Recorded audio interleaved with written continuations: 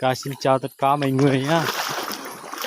Tối hôm nay anh em mình đi cá nên không có cá thì anh em mình về rồi.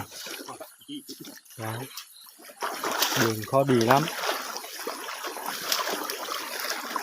Mình sẽ lên đường một tí thì mình tới chỗ kia mình quay cho mọi người xem cá nhá. Hôm nay được cá làng mấy con. Để đường rất là khó khăn lắm. Mọi người sinh tồn chắc sẽ biết thôi. Đây. Mình đi khu rừng bên Gia Mờ nhá. Đó. Lên rồi. Này mình không quay dưới đăng kích thì mai mình không đủ bộ nhớ, mình không quay dưới đăng kích cá nên mình về mình có thời gian tranh thủ quay xem cho vui thôi, không có cá. Đây này, khu bên Gia Mơ này bóng tối luôn. Giờ 4 anh em mình đi nha. Có một ông già lớn tôi rồi, ông này gần 52 rồi. Ông vẫn đi bắt cá nha mọi người. Sao 10 hả? Ông này sao 10 á. Đây, về sắp tới xe rồi.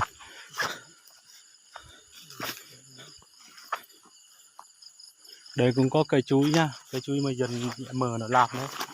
Chuối đẹp lắm mọi người ơi, lá chuối kìa. Đó. Gì? Giờ ông này bắt làm cái lá cái gì đây? Lá tăng te. Co. Gọi là co lá to ăn nó đắng lắm. Có để cung chị Bình chị Lý yêu nha. Đó. Nên ông già này hay thích ăn nó. Rào ấy.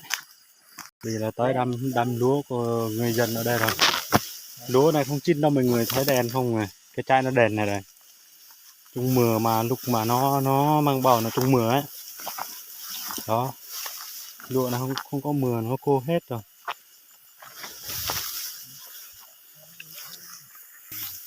Bây giờ cũng đã gần tới nơi để xe rồi nha.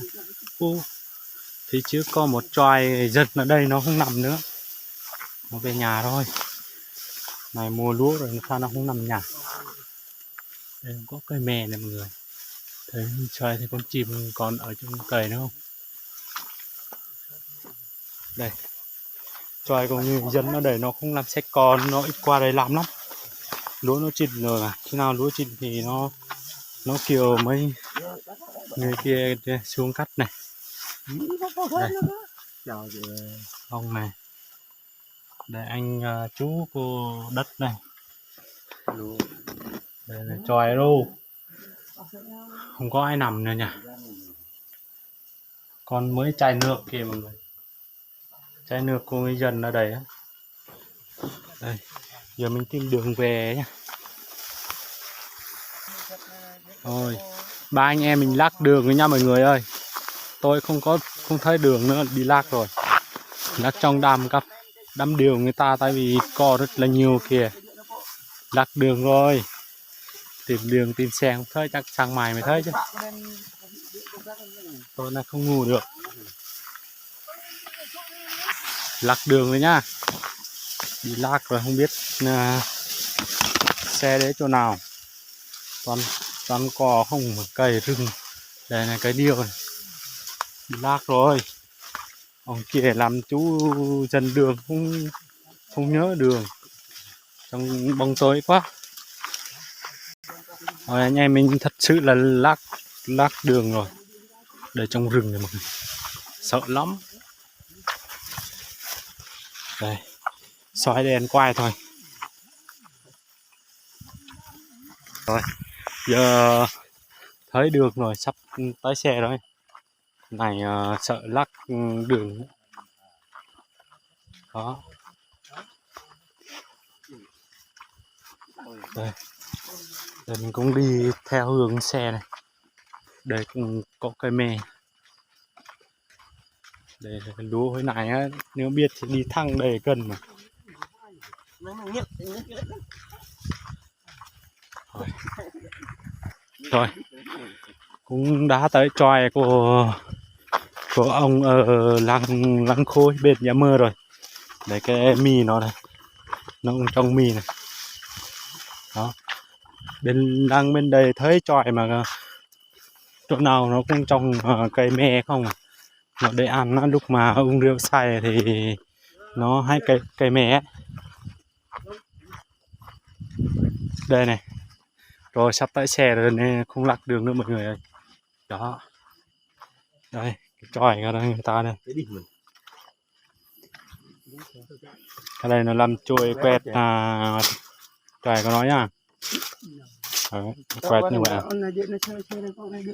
ai ấy sung. Đây là co cái gì này, co này nếu mà nó già nó rớt xuống đất á, mình lấy cái nước mình nhung vào cái co này nó tự động cứ giống như con dùn ấy, nó biết đi ấy. Đây cái co đây giống như tóc của người ta nhôm ấy, nhôm tóc màu màu nâu ấy. Sắp tới xe rồi, tí nữa là mất lạc đường trong rừng luôn. Giờ ông già kìa 60 tuổi kìa thông minh quá, ông còn nhớ đường, ông dân đi đó.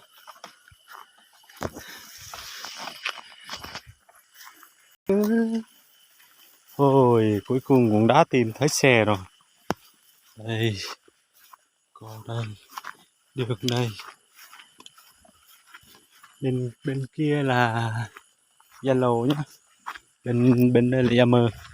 Còn đi chỗ khu Yammer nhá, mình chỉ qua khu Yellow được. Đây, cái xe đó nhá. Thì cuối cùng cũng đã tới xe rồi nhá, mình sẽ quay cho mọi người xem cá lăng của mình nhá. Đi từ 3 giờ đến 4 giờ được 70 kg cá. Đây tới xe rồi, 4 người đi 3 xe nhá. Đây cá đâu đây,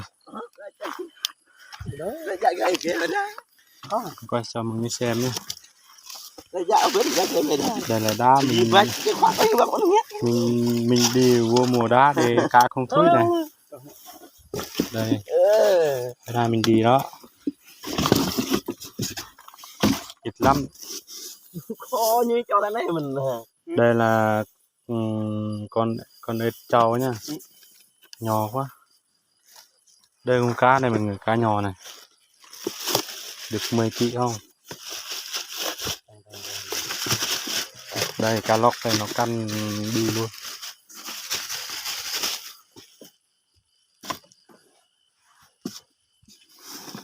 Đây này cá lăng vàng hồi này bắt đó nên không quay ở dưới nước, bây giờ đem lên trên thì mình quay cho nó dễ.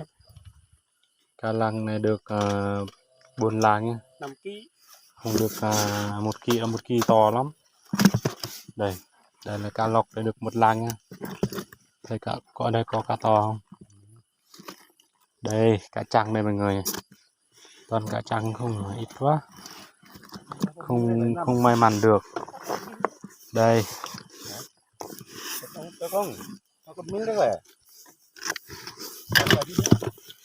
thì mình chụp lái để kỷ niệm, để kỷ niệm nhá. Rồi mình sẽ chụp cho mọi người xem để kỷ niệm.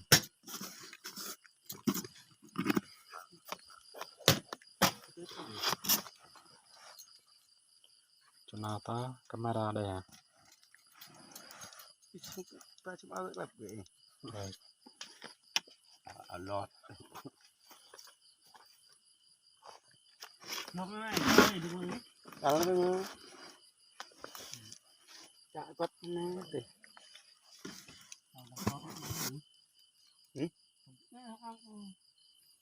Rồi về rồi nha. 7 kg. Đây đá này này, mang về nhà để uống. Mùa này 10.000 thì cũng đã hơn 30 kg luôn. Sống Đang thay đồ luôn anh này, thay đồ mang theo đồ sợ sợ lạnh. Ông già này không mang đồ. Ông treo đây này. Thôi nha.